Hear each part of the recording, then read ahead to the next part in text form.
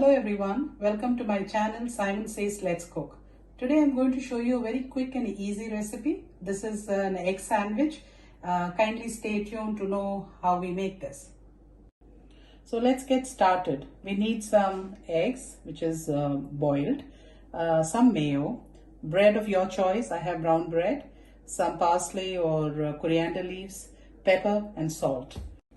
So first thing first, take the eggs into a bowl and let's start mashing them with a fork, right? So the eggs are mashed and let's add the mayo,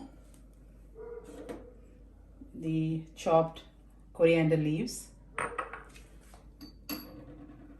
some pepper, a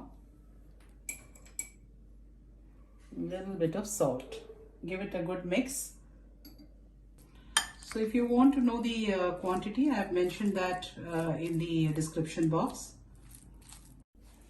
So now take one slice of bread and take a big spoon of the egg and let's spread it evenly.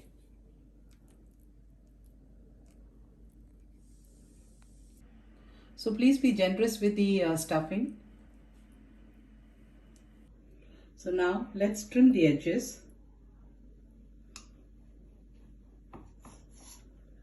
All the four sides.